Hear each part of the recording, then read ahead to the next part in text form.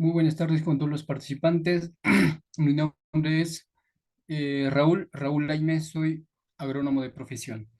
Y hoy día tenemos el tema de manejo, producción y explotación de palma aceitera, para lo cual les doy la bienvenida respectiva a todos los participantes y de la misma manera también agradecer a la institución CONCIEP que brinda capacitaciones, actualizaciones, diplomados en diferentes cursos agronómicos. Bien, antes de iniciar, quisiera que me confirmen si logran visualizar la pantalla y de la misma manera también se logran escucharme el audio de forma clara. Por favor, me confirma.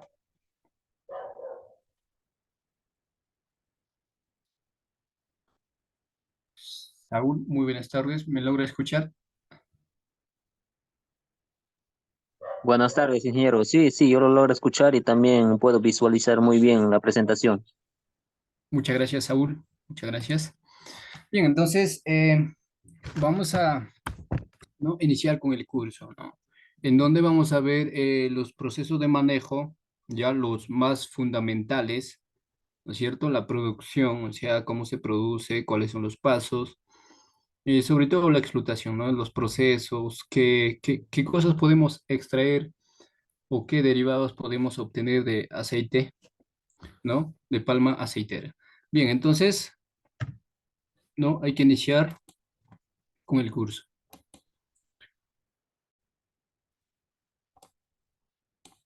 Bien, primero que todo, en lo que es palma aceitera, antes de instalar, ¿no? Lo que sería otro tema, lo que es la producción de plantones en vivero, ¿no es cierto? Que es otro, digamos, que está dentro de producción de palma acitera, pero que es otro manejo, o sea, es otro proceso, ¿no? Tendríamos que ver como otro curso lo que es establecimiento en viveros, ¿no es cierto? Pero en este caso ya vamos a llegar a lo que es el manejo, la producción en campo, ¿ya? En campo. Bien, no, primer paso, como les digo, pues viene por la propagación, ¿no es cierto? Después de la propagación se pasa pues a lo que es la instalación de plantación en terreno, donde para instalar la plantación se tiene que hacer preparación del terreno de plantación industrial, ¿no es cierto? Entonces, la plantación de terreno, no, mejor dicho, la preparación del terreno debe hacerse por lo menos con 6 meses de anticipación, ¿ya? 6 meses de anticipación. Y las prácticas se preguntarán, pero ¿por qué 6 meses antes? Es para poder, ¿no es cierto?, para controlar lo que son arbences e incluso plagas e enfermedades, ¿no?, que podemos tener en nuestro terreno. Ya, eso es el motivo. Aparte, ya tener o preparar ya lo que es la fertilidad del suelo, ¿no es cierto? De repente, según análisis de suelo que tenemos, incluso aplicar lo que es el EM-Compost, ¿no? Para aumentar eh, la población microbiana del suelo, ¿no? Los microorganismos eficaces. Con esa misma, o por la misma razón es que se tiene que, ¿no?, preparar el terreno antes de 6 meses. Las prácticas para la preparación de terreno va a depender del tipo de vegetación existente. Así es, ¿no? De repente vamos a contar con malezas, entre otras, diferentes arbences, ahí donde, ¿no? Vamos, dependiendo de eso, donde que vamos a preparar, ¿no? Vamos a utilizar machete, entre otras herramientas, según la vegetación que existe en nuestro terreno. La tecnología utilizada también va a depender del tipo de terreno o tipo de vegetación que tenemos, ¿no? Incluso se puede trabajar con máquinas agrícolas, ¿no? Con tractores, entre otras. ¿Ya? Equipos disponibles, ¿no? También equipos que vamos a utilizar, obviamente, para la preparación del terreno. Y lo otro sería lo que es condiciones climáticas, que también tiene que ver bastante para la preparación del terreno, ¿no? Bueno, con las primeras lluvias se tiene que preparar como en cualquier cultivo. ¿no es cierto? Ya, entonces eso también es importantísimo. Tampoco en demasiado, digamos, ya estamos en plena lluvia, en la época de lluvia, tampoco no es adecuado para la preparación del terreno, ¿no es cierto? Entonces, em, todos estos factores tenemos que, ¿no? Tenemos que poder tener en cuenta, ¿no es cierto? Bien, hay que mantener sus audios apagados, por favor. Continuamos. Bueno, esta labor de lo que es la preparación del terreno nos va a permitir, ¿no es cierto?, condicionar el área en donde se va a instalar, ¿no? La plantación definitiva. La plantación definitiva, ¿por qué hablamos de plantación definitiva? Porque primera plantación vamos a tener, ¿no? En viveros, incluso en vivero, así en un vivero, o también se hace en campo abierto. Ya entonces, pero en este caso, pues tenemos, o sea, cuando hablamos de plantación definitiva es que ya va a estar instalado ya definitivamente hasta que produzca ya en un determinado contexto, ¿no es cierto? Y con el objetivo de que las plantas se desarrollen de manera adecuada y lograr una producción óptima. Así es. Muy bien, vayamos a la siguiente diapositiva. Entonces, después de preparación del terreno, tendríamos lo que es siembra planos parcelarios, ¿no?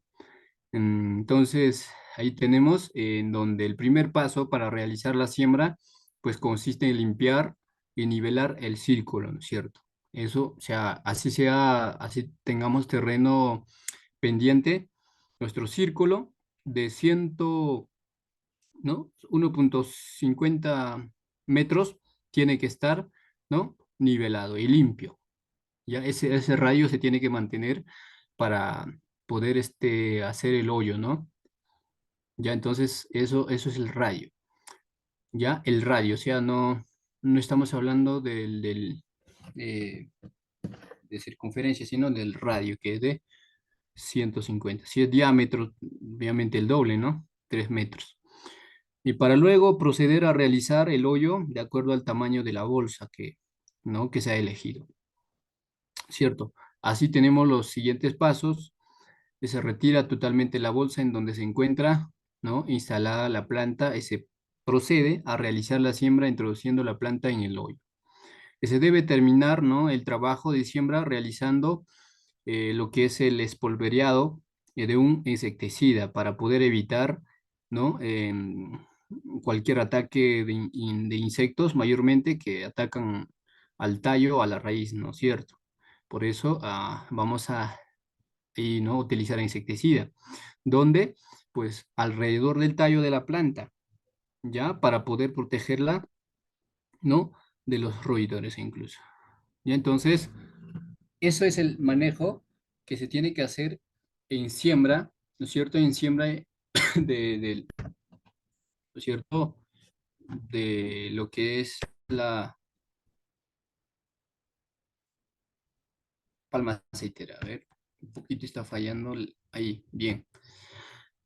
Bien. Bueno, ya después vamos a tener lo que es el mantenimiento de plantaciones, ¿no es cierto? Ya después de la siembra en terreno definitivo, es importantísimo efectuar las labores de mantenimiento ¿no? En su debido momento, en un momento oportuno, para que las plantaciones tengan los rendimientos esperados, lo que realmente queremos, ¿no? A una alta productividad. Pues esta etapa, en el mantenimiento de plantaciones, consiste en realizar el control, ¿ya? El control y eliminación de malezas. Ya, eso mayormente, ¿no? ¿Por qué? Porque no son, pues, donde que vamos a tener plantas aceiteras son, ¿no? Zonas tropicales, donde que siempre vamos a tener presencia de malezas. Entonces, siempre tenemos que controlar, eliminar. ¿Por qué? Porque sabemos que hace competencia a nuestro cultivo objetivo.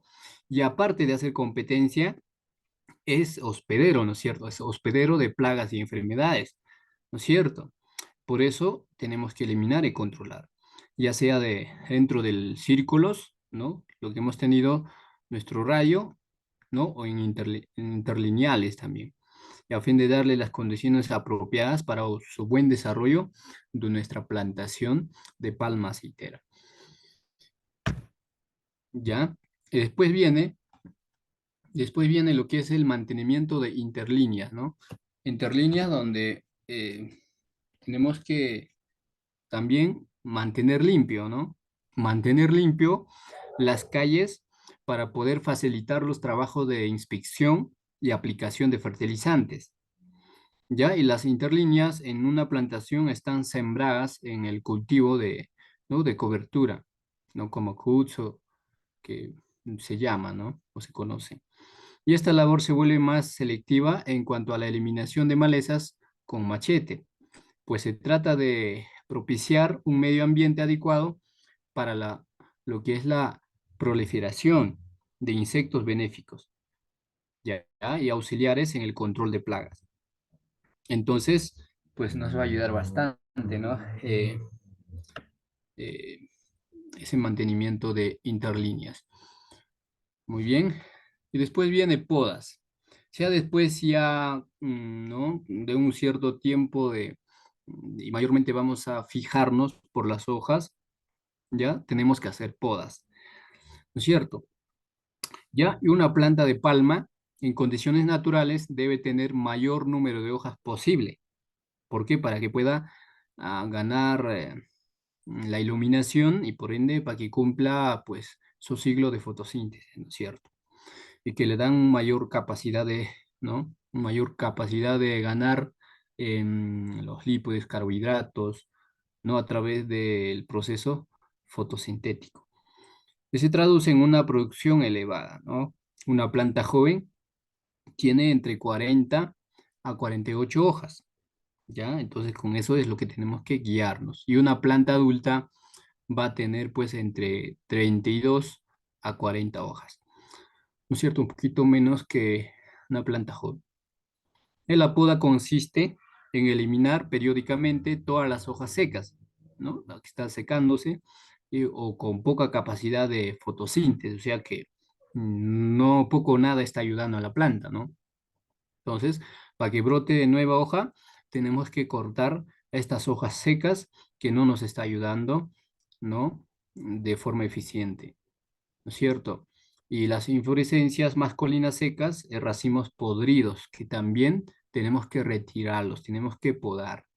Ya entonces, ahí tenemos la poda. Dentro de las podas vamos a tener tipos de podas, donde la primera poda lo conocemos como poda de formación, ¿ya? Poda de formación. Entonces, la primera poda que se realiza poco antes de iniciar la cosecha se llama también lo que es poda sanitaria, ¿no? Poda formación mayormente pues es donde vamos a elegir las hojas sanas, ¿no? Para que cumpla con estas hojas, ¿no?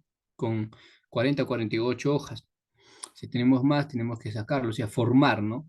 Formar. Y la parte, siempre la parte eh, superior es donde que va a ir las hojas, en la parte inferior, ¿no? Para que vaya formando el tallo y todo, vamos a ir eliminando, ¿no? Según de cómo se va desarrollando, cómo va su crecimiento de la planta, ¿no es cierto? Eso sería poda de formación. Pero después, ¿no? También se realiza lo que es poda sanitaria, ¿no? Y consiste en eliminar las hojas secas, ¿no? Bajeras, como les decía, la parte inferior. Por eso se llama también hojas secas bajeras o inflorescencias viejas, racimos podridos o sobre maduros que podemos tener, ¿no? Que ya eh, pudo haber sido afectado por alguna enfermedad, ¿no? Infectado y por lo cual está podriéndose, ¿no es cierto? Ya el objetivo de esta poda son los siguientes, ¿no? Mejor visualización de los racimos, ¿cierto? Para poder visualizar mejor los racimos que están sanas, ¿no? Además, facilita la labor de la cosecha, reduce la cantidad de frutos sueltos, ¿no? De las hojas y mejora las condiciones para la polinización. Ya mejora las condiciones para la polinización, disminuye la presencia de plantas epífitas, ¿no? A lo largo del estipe o tronco. Entonces, eso es el objetivo o los objetivos de la poda, ¿no? De formación, como también de lo que es la sanitaria. Aquí vamos a especificar más de lo que es la poda sanitaria, ¿no? Donde la poda, ¿no? Prepara la palma para iniciar su primera cosecha, ¿no? Y se eliminan todos los racimos podridos, como ya lo hemos mencionado, de las hojas secas del, ¿no? Del ruedo inferior de la corona. Por ningún motivo se cortarán hojas verdes, ¿no? Funcionales, que son, así se llaman, ¿no? Hojas siempre, o sea, están en función, ¿no? Cierto, sabemos que está con función de cumplir la parte de fotosíntesis, ¿no es cierto? Por eso se llaman hojas funcionales, así también hojas verdes, también podemos llamarlo, ¿no es cierto? En la cantidad de hojas que se debe dejarse en la planta, ¿no? ¿Cierto? ¿Ya? O se consigue dejando uno o dos hojas debajo del racimo, ¿ya? Debajo del racimo, ¿ya? Cosa que no va a ser más fácil para poder cosechar y aparte vamos a evitar, ¿no? Lo que es la infección de ciertas enfermedades que podamos tener en las hojas. Bien, y después ya vendría lo que es la poda de post cosecha, ¿no? Que es otro tipo de poda, ¿no? Estamos viendo ya tres tipos de poda con esta, ¿no? Y esta consiste, pues, después de un periodo de cosecha, van quedando un buen número de hojas sobre la corona de racimos. Y estas hojas corresponden a una emisión de inflorescencias masculinas a una falla de cosecha, ¿ya? Y el cosechador corta el racimo sin cortar la hoja, ¿no? Entonces, o también puede ser por una inflorescencia abortada, ¿no? Estas que han quedado estas hojas se tienen que cortar. Y la poda pues permite tener, en caso de ser necesario, personal para la cosecha ya entrenado en el uso de las herramientas incluso, que son las mismas de la poda. Ya, entonces, esos racimos que van quedando, no racimos que están malogrados o las hojas que, no, que tiene uno o dos en el racimo se tiene que eliminar. Y ahí es donde que vamos a eliminar, ¿no? Con la poda de post cosecha. Muy bien. Y se preguntarán, ¿no? ¿Cuál es la frecuencia de las podas? Pues aquí tenemos. Aquí tenemos la frecuencia de las podas que se tiene que realizar. Pues esta labor se realiza a los 6 meses, ¿no? 2 veces al año, después de la primera ronda de polinización asistida. La frecuencia puede variar entre 6 meses para palmas jóvenes y 12 meses, ¿no? O sea, más o menos ahí, de 6 hasta 12 meses. En esa escala, 7, o sea, cosa que no pasamos, ¿no? Los límites. Y para las palmas adultas debe dejarse, ¿no? De uno o dos hojas debajo del racimo más desarrollado, ¿no es cierto? Ya, entonces ahí tenemos la frecuencia de poda, cada qué tiempo, y tenemos también herramientas de poda. ¿Qué herramientas se utiliza para la poda? Las herramientas que se utilizan son las mismas que se usan para la cosecha, ¿no? Lo que es la palana o también conocido como lampa recta, ¿no es cierto? Y para las plantas jóvenes, y ya, y pues lo que es la hoz o cuchillo malayo para las palmas adultas, ¿no? El corte de las hojas debe ser, ¿no? Debe ser plana, si quisiéramos condicionar, ¿no? Si fuera algo, digamos, casero, sí se puede hacer, ¿no? Una distancia aproximadamente de 10 centímetros de la base o tronco. Ya así es. Muy bien. Ya, y después tenemos lo que es la polinización. Muy bien. La palma aceitera, pues produce flores masculinas y femeninas, ¿cierto? Como, ¿no? Flores, ¿no? Que tienen, ¿no? Masculinas y femeninas, ¿cierto? En inflorescencias distintas, o sea, no es que, o sea, no son como hermafroditas, ¿no? Que tienen una flor la misma, sino es como el maíz, ¿cierto? Masculinas, femeninas. ya en inflorescencias distintas y en forma separada, así es, en una misma planta, de tal manera que se necesita, ¿no?, trasladar el polen de una flor a la otra, ¿no? Y es por esta razón que se necesita de agentes polinizadores para asegurar una buena fructificación.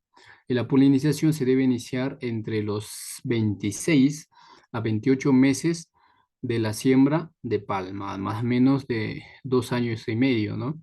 Ahí es donde se tiene que iniciar, ¿no? Para asegurar la buena formación de frutos y racimos, ya con índices de extracción de más de 20%, y es necesario hacer la polinización asistida, la cual puede ser manual o entomófila, ¿ya? Entonces, ahí tenemos entonces lo que es la polinización. Y veamos en qué consiste lo que es la polinización manual.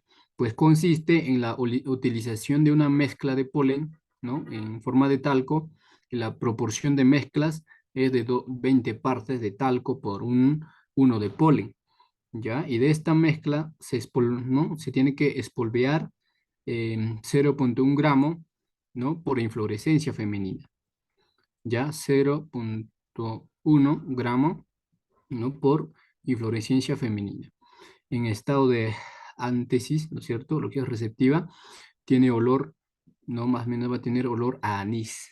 Ya con eso se tiene que guiar, o sea, si no, ¿cómo te darías cuenta que ¿no?, que la inflorescencia femenina necesita polinización?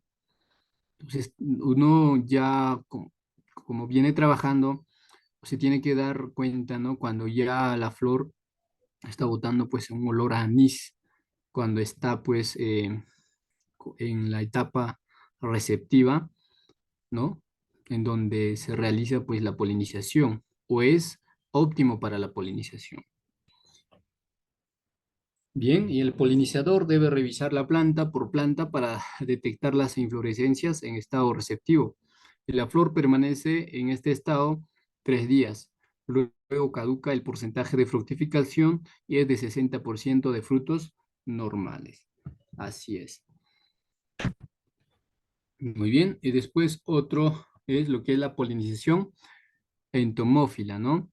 Y las inflorescencias femeninas y masculinas pues emiten un suave olor a anís, que atraen especialmente a unos pequeños insectos conocidos como curcumilionidos, ¿no?, que se alimentan y se producen en las flores masculinas.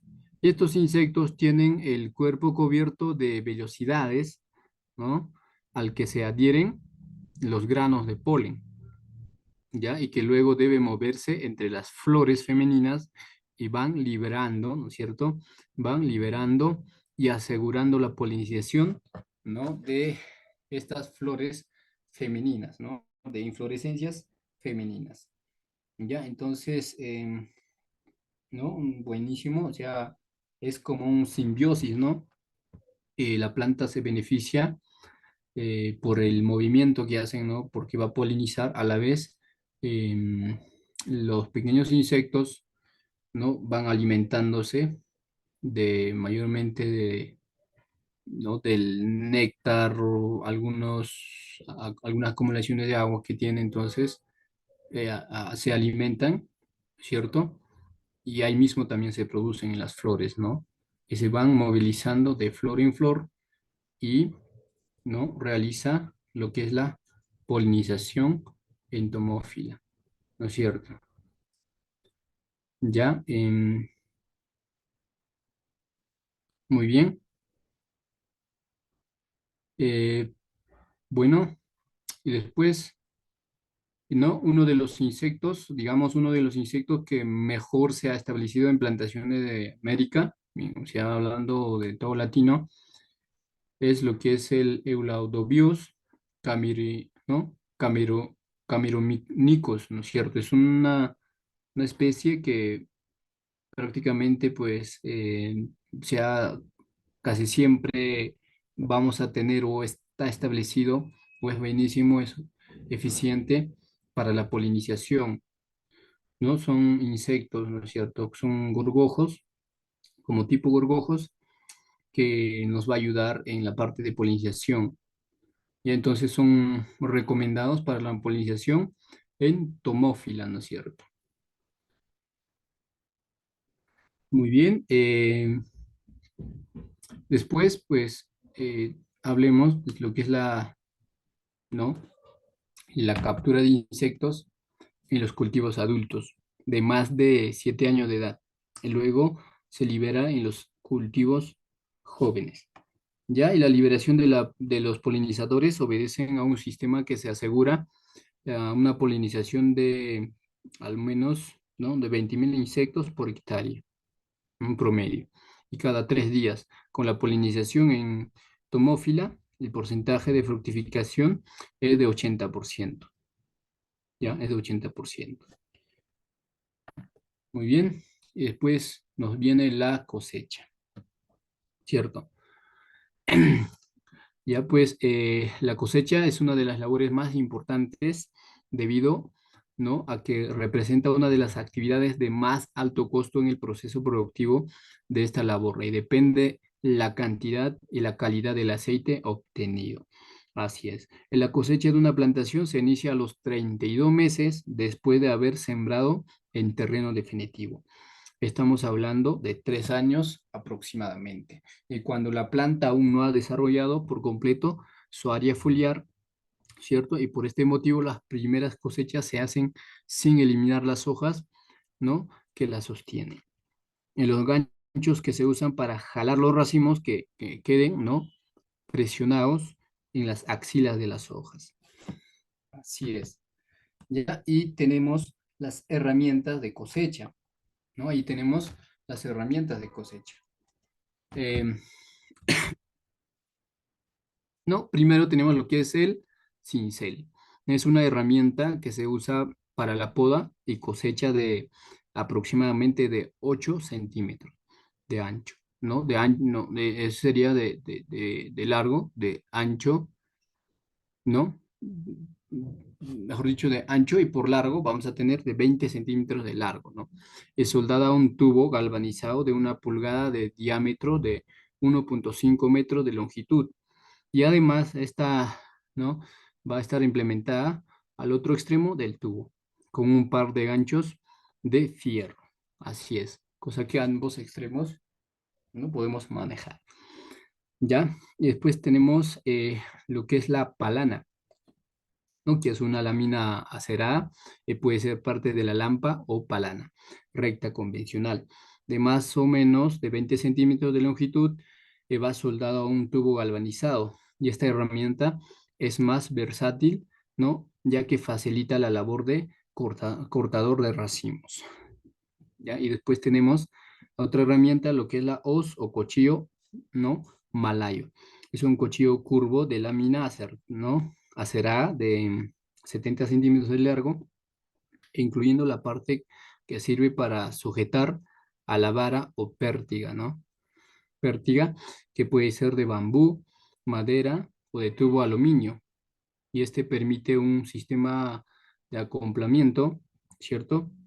¿No? De acoplamiento de dos tubos de 6 metros cada uno. Y entonces ahí tenemos las herramientas. Muy bien. Y también debemos de cumplir con los criterios de la cosecha. No es que ya vamos a cosechar y no, no es así. ¿No? Entonces, para la cosecha de los racimos maduros se tiene que usar criterio de cosecha. ¿No? Es preciso determinar la cosecha de racimos con un grado de maduración, con el máximo contenido de aceites y una menor cantidad de ácidos grasos libres, lo que es el acidez, ¿cierto? Y uno de los criterios más usados es de los frutos sueltos, ¿no? Eh, ¿no? Un racimo estaba maduro cuando se desprendía fácilmente 5 frutos, o sea, cuando se desprende, ¿no? Fácilmente. Entonces, es uno de los criterios, ¿no? que podemos utilizar. Y lo otro es que se sabe que un racimo contiene la mayor cantidad de aceite posible, el menor contenido de ácidos grasos libres cuando se desprende al menos un fruto, ¿no? Y además se tiene la ventaja de que el equipo de cosecha quede reducido a un cortador y un mulero, ¿no es cierto? Ya ahí tenemos. Muy bien. También no vayamos a pensar de que tal vez de repente no se ha empezado todavía en palma aceitera, solamente una vez, como en otros cultivos se cosecha, no. Pues se tiene frecuencia de cosecha. Ya se tiene frecuencia de cosecha. Pues los ciclos de cosecha deben programarse de acuerdo a la estación del año, que serán más frecuentes en la época lluviosa. Considerar rendimiento del personal que cosecha, ¿no? Y capacidad de procesamiento de la fábrica, ¿cierto? Porque no se guardan, no se almacenan ni se guardan ¿no? El producto obtenido o el fruto, ¿no? Los racimos. Sino se tiene que procesar la fábrica, entonces también eso se tiene que ver bastante para poder procesar, ¿no? Y tener en cuenta que los racimos pequeños maduran más rápido que los grandes y que la maduración se acelera durante la estación lluviosa. Las rondas de cosecha recomendada está entre los 7 y 12 días. Así es, ya ahí es la frecuencia, 7 y 12 días. Bien, inicio de la cosecha, ¿no? Para decidir iniciar la cosecha, debe hacerse una evaluación de las coronas, ¿no? Para determinar el costo versus los beneficios que se pueden obtener. Y los primeros racimos son pequeños con pocos frutos y bajo contenido de aceite, por lo que generalmente se dejan sin cosechar para ser eliminados en la primera poda sanitaria. Así es. Y la primera cosecha se realiza entre los 32 a 34 meses de edad sembrada de la palma.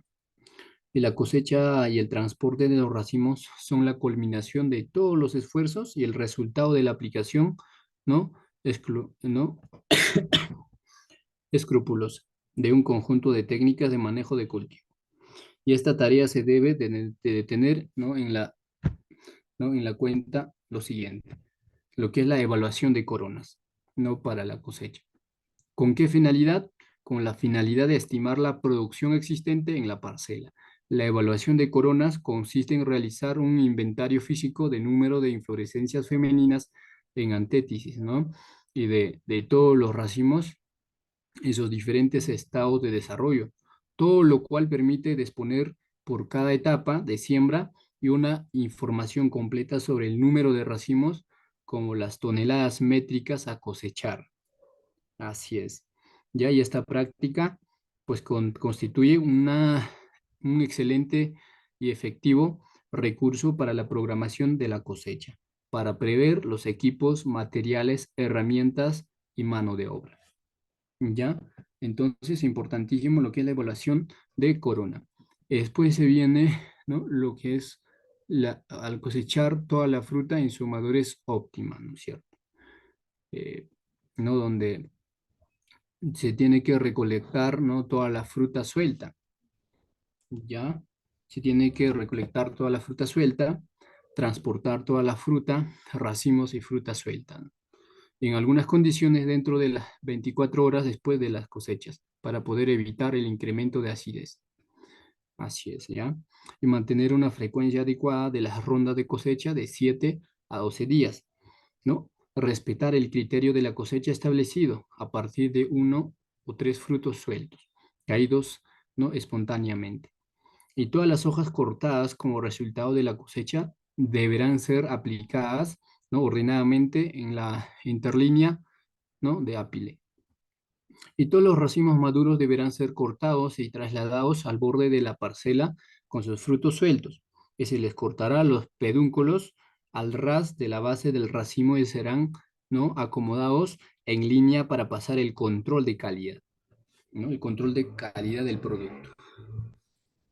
Muy bien, tenemos corte, extracción de racimos, ¿no? Para el cargueo o extracción de racimos de la parcela a los puestos de cosecha, ¿no? Se realiza preferentemente mediante dos tipos.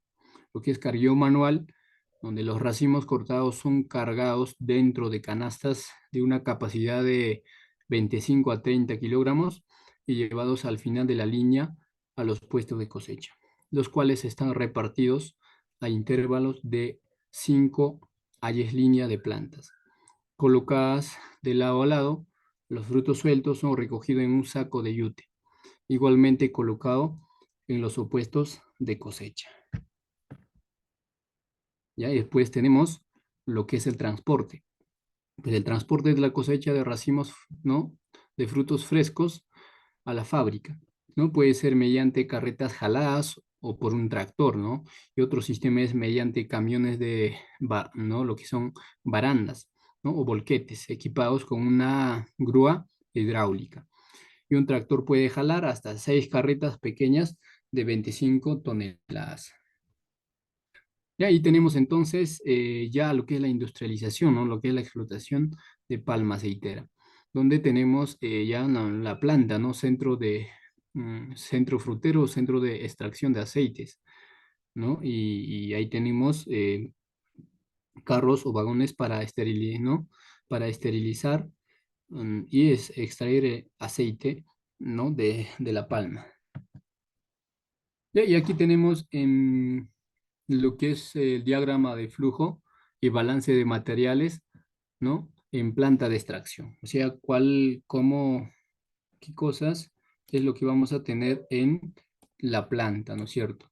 Y primero que todo va a pasar, pues, es el proceso, ¿no? Donde vamos a tener la báscula, ¿no? La báscula donde va a entrar, ¿no? Racimos frescos de 100 kilogramos, ¿no? Su capacidad. Después se tiene lo que es la tolva, también de 100 kilogramos, ¿no? De capacidad, y lo que es la esterilización. Y después de esterilización va a pasar a lo que es el desfrutamiento. Ahí va a entrar lo que es ya 30, o sea, 10 kilos menos. ¿Y 10 kilos dónde se va? Pues se va en la humedad, ¿no? En la esterilización. ¿Ya? Y después de este proceso, tusas, ¿no? El cultivo también va a quedarse 20 kilogramos, ¿ya? Y para la extracción, prensado solamente va a estar entrando como 66 kilogramos, ¿no? Y ahí se va a quedar lo que es 50 kilogramos de agua, ¿no? Va a entrar 90 ¿no? Para poder prensar, y este agua pues a 90 grados Celsius, ¿no es cierto?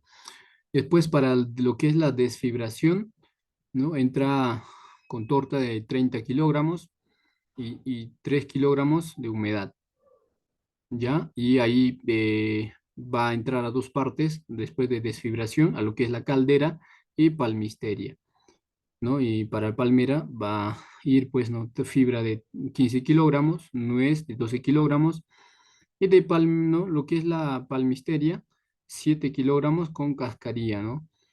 Y 5 kilogramos ya va a entrar a lo que es almendra, ¿no es cierto? Y al final, ¿no? Almendras ya se hace, ¿no? Almacenamiento, hasta el proceso. Pero eso es en desfibración, ¿no? Después de extracción de prensado, va a pasar lo que es la, ¿no? Clarificación, obviamente. O sea, ahí es donde que se va a obtener aceite. Aquí lo estamos hablando, lo que es para obtener almendra, ¿no es cierto?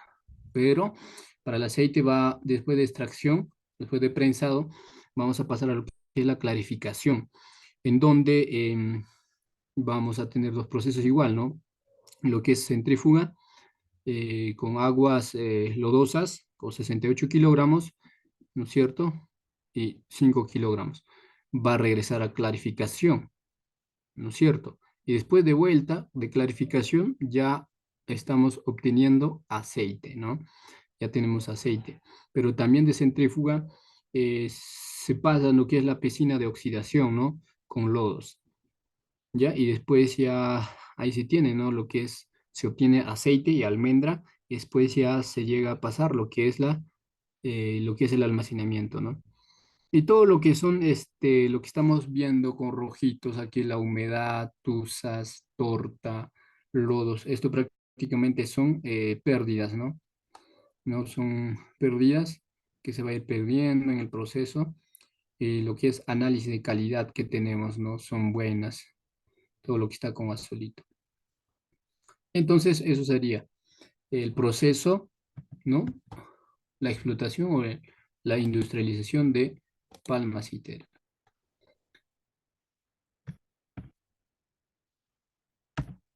Muy bien. Ahora veamos, ¿no? En la fábrica el proceso de extracción de aceite sigue los siguientes pasos, ¿no? Lo que es la esterilización, creo que ya hemos visto todo el paso, es lo mismo, ¿no? Donde se logra, ¿no? Cocinando a presión los racimos en un autoclave, ¿no? A una presión de 3, ¿no? 3 kilogramos por centímetros cúbicos, a una temperatura más o menos de 130 grados Celsius durante una hora. Así, con esa temperatura tienen que estar para la esterilización. Y la esterilización desactiva las enzimas estableciendo, ¿no? La calidad de aceite en cuanto a la formación de ácidos grasos libres. ¿Ya? Durante el proceso también se aflojan los frutos, ¿no? Se endurecen el mucílago, ¿no? Y se encogen las palmistas, ¿no? Lo que son palmistes, por lo cual, ¿no? Con lo cual se desprende la cáscara. Ya después ya viene lo que es la separación, y las frutas se separan, ¿no? Las frutas se separan de los racimos por medio de desfrutador, ¿cierto? Muy bien. Y ahí tenemos el prensado, también lo mismo, el mismo procedimiento que hemos visto, ¿no? En donde la extracción de aceite crudo de palma de la fruta es un proceso mecánico. En primer lugar, es necesaria la digestión de las frutas, la cual se logra mediante agitación mecánica, la que hace que descomponga las células que contienen aceite para que puedan luego ser sometidas al prensado en las plantas modernas. El prensado se realiza en una prensa de tornillo de tipo continuo. El aceite crudo se recoge y se tamiza para reducir las partículas sólidas grandes.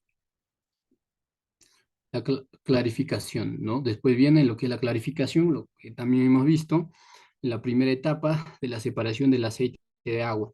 Las partículas sólidas de fruta y lo que es el mugre, ¿no? Que consiste en una decantación natural que se puede obtener más aceite de esa masa resultante agregando más agua caliente. El aceite decantado se filtra y luego ¿no? Luego se centrífuga para completar la separación y finalmente pues se seca en una secadora al vacío. ¿Ya? Y después viene lo que es el refinado del aceite de palma aceitera, ¿no? Para obtener de un aceite crudo un aceite total refinado, que existen varios métodos, entre ellos está la refinación física y la alcalina, ¿no? Desgomado. El primer paso para refinar, ¿no? Refinar el aceite consiste en la utilización del ácido fosfórico o ácido cítrico para minimizar las gomas y trazas de metal, y especialmente el hierro, el cual actúa como prooxidante y afecta fuertemente la estabilidad de aceite refinado. Entonces ahí se tiene que eliminar o se va a eliminar del aceite crudo los constituyentes no oliciosos. ¿Ya? Y el proceso de desgomado suave pues involucra la eliminación completa de los cationes por un agente coagulante en la presencia, ¿no? En la presencia de un reactivo técnica que permite un tratamiento suave de los cationes de metal como calcio, magnesio y hierro, ¿ya?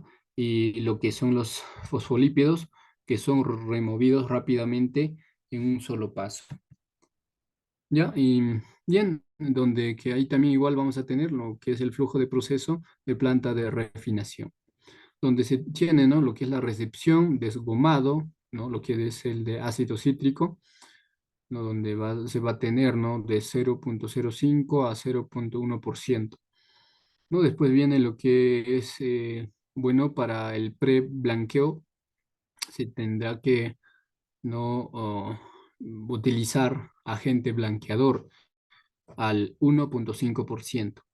¿Ya? ¿Ya? Con esto va a funcionar lo que es el pre-blanqueo. Después se tiene lo que es el filtrado, ¿no? Y se va quedando las impurezas, ¿no? Y después viene lo que es la neutralización, pero también para la neutralización se va a utilizar, ¿no? Lo que es el sal, ¿no? Para a 2% para poder neutralizar. Después se pasa a lo que es el soft stock y almacenamiento. Y aparte de neutralización, también vamos a tener lo que es el post-blanqueo, ¿no? A 120 grados Celsius. Para esto también se va a utilizar agente blanqueador a 1%, ¿ya? y después se tiene filtrado, se tiene impurezas, ¿no? Y después de infiltrado se va a pasar con 90 grados Celsius, lo que es la ¿no? Desodorización, ¿no? Al vacío, a 180 grados Celsius, ya en donde se va a perder lo que son sustancias volátiles y al final se va ya una vez que quede nuestro producto, va a pasar lo que es el empaque y almacenamiento, ¿no? Con 10 o 12 grados Celsius. ¿Ya? Entonces ahí tenemos el proceso en la planta de refinación. Muy bien. Y veamos un poquito de aceite de palma, qué es lo que contiene, ¿no? Cuáles, em, ¿no? ¿Qué cosas trae consigo? Bien, aceite de palma contiene pues de ácido graso libre de 3 a 5%, humedad 0,1%, impurezas de 0,01%, hierro de 3,5 partes por millón, cobre 0,2 partes por millón e índice de, ¿no? Peróxido, ¿no? De 4,5. Y entonces ahí tenemos sus propiedades, lo que es en aceite de palma. Ahora, almendra de palma se va a tener aceite a 47%, humedad 7%, proteína 8%, celulosa 5%, ceniza 2% y materia no nitrogenada eliminable a 23%. Bien, entonces eso sería lo que es el proceso de manejo, ¿no? Lo más fundamental en cultivo de palma aceitera y su proceso, lo que es la explotación o industrialización de palma aceitera. Muchas gracias. Ahora sí, se tendrían preguntas, dudas. Adelante, les escucho.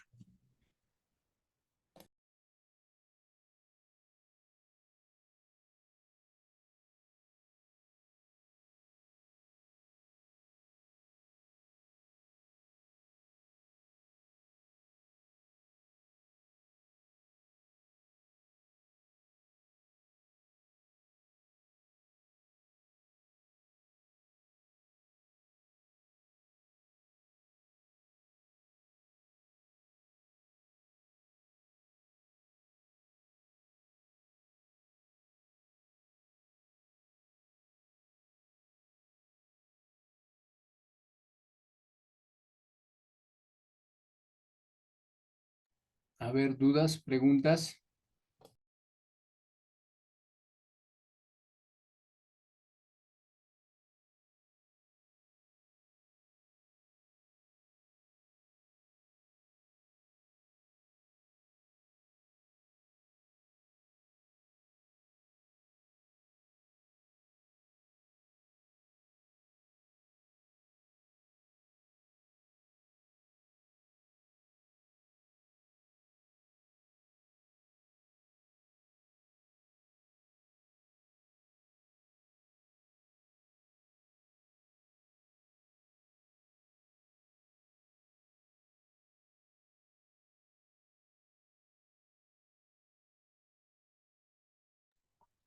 Bien, Saúl, muchas gracias.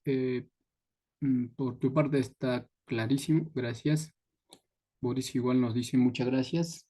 Bien, alguien otro que tal vez tiene dudas ¿no? En el curso o en el tema que hemos hablado.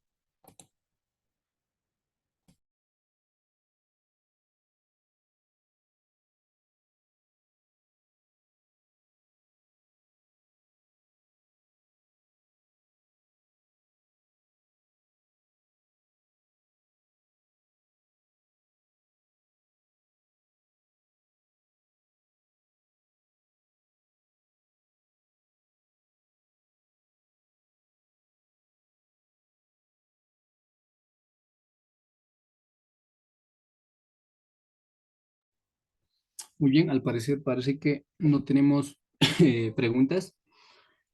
Pues ya para terminar, agradecer, a ver, bien, igual Wender nos dice que todo está claro, muchas gracias. Bien, ¿no? Agradecer a todos por su participación y las personas que van a solicitar la certificación. el material de clase, pues hay que informarnos, comunicarnos al número que aparece en la pantalla, ¿no? O contactarse con el asesor académico. Una vez más, muchas gracias a todos y nos vemos en otro sistema educativo. Que tengan muy buenas noches y que tengan, ¿no?, un feliz año nuevo y un eh, feliz Navidad. Muchas gracias. Hasta la próxima. De igual manera, muchísimas gracias. Felices fiestas. Gracias, gracias a todos. Nos vemos. Cuídense bastante.